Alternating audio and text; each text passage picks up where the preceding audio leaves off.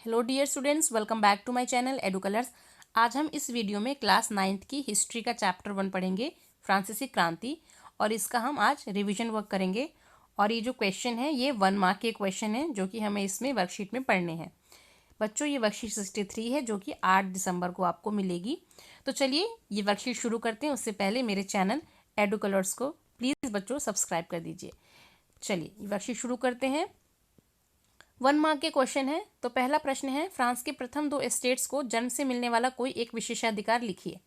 यानी कि फ्रांस में 3 स्टेट थे, हम सब जानते हैं, प्रथम, द्वितीय और तृतीय। तो प्रथम में पादरी वर्ग, द्वितीय में कुलीन वर्ग और तृतीय में शिक्षक, वकील, भूमिहीन मजदूर, भूमिहीन किसान, मतलब इस तरह से लोग थे।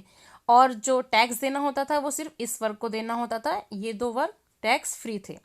तो अगर हमें लिखना है कोई एक चीज़ की एक विशेषाधिकार हमें लिखना है प्रथम 2 स्टेट के, तो हम लिखेंगे कि इनको टैक्स से छूट थी। ठीक है, इनको टैक्स नहीं देना पड़ता था प्रथम 2 स्टेट को।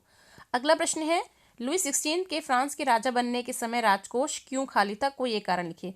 तो आप लिख सकते हैं कि उसने अत्यधिक वो कर्ज के बोझ तले दबा था, यानी कि उसने बहुत ज़्यादा कर्जा ले रखा था। अगला प्रश्न है, फ्रांस के राजा डैश ने वाटरलू का युद्ध सन 1815 में लड़ा। तो किस राजा ने 1815 में युद्ध लड़ा था? तो इसका आंसर होगा नेपोलियन। नेपोलियन ने 1815 में वाटरलू का युद्ध लड़ा था जिसमें वो हार गया था। रिक्त स्थान भरिए। चौथा क्वेश्चन, फ्रांस में डैश का किला सम्राट की निरंकुश शक्तियों का प्रतीक था। तो इसका उत्तर होगा बास्तील का किला। ठीक है बच्चों, बास्तील का किला सम्राट की निरंकुश शक्तियों का प्रतीक था। पांचवा प्रश्न है, वाक्य को ऐतिहासिक तथ्यों के अनुसार सही करके पुनः लिखिए। यानी कि यहाँ पर एक स्टेटमेंट दिया हुआ है जिसमें एक चीज़ गलत है, वो हम बतानी है क्या चीज़ गलत है।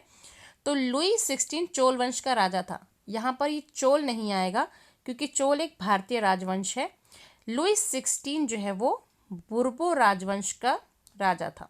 ठीक है, बुर्बो राजवंश का। अगला प्रश्न, वाक्य को ऐतिहासिक तथ्यों के अनुसार सही करके पुनः लिखिए। चर्च के पादरी फ्रांस के तृतीय स्टेट में आते थे। अभी मैंने आपको बताया था कि जो चर्च के पादरी हैं वो प्रथम स्टेट में आते हैं, द्वितीय स्टेट में कुलीन वर्ग और तृतीय स्टेट में आम जनता, वकील, शिक्षक वगैरह थे, किसान, भूमिहीन मजदूर, ये सब थे। ओके, अगला प्रश्न है जो हमारा 7वां प्रश्न है, फ्रांस में 1794 तक चलने वाली मुद्रा का नाम क्या था? तो वो है लिवरे।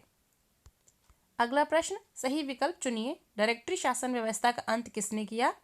तो ये किया था अंत इसका नेपोलियन ने 1799 में। ठीक है बच्चों, और 1804 में वह स्वयं फ्रांस का सम्राट बन बैठा और 1815 के वाटरलू के युद्ध में उसकी हार हो जाती है। अगला प्रश्न है, नीचे दिए गए प्रश्न में एक कथन और उसका कारण दिया हुआ है। यानी कि यहाँ पर एक स्टेटमेंट दिया हुआ है और उसका रीज़न दिया हुआ है। तो हमें बताना है क्या सही है क्या नहीं। हम 4 ऑप्शन दिए हुए हैं, उसमें से हमें सेलेक्ट करना है। तो पहला है, 21 जनवरी 1793 को लुई 16 को फांसी दे दी गई। ये बिल्कुल करेक्ट है।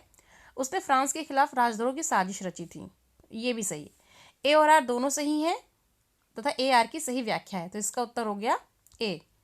अगला प्रश्न है, नीचे दिए गए एक कथन में सेम वही चीज़ है जैसे कि प्रश्न 9 में जो था वही प्रश्न 10 में है।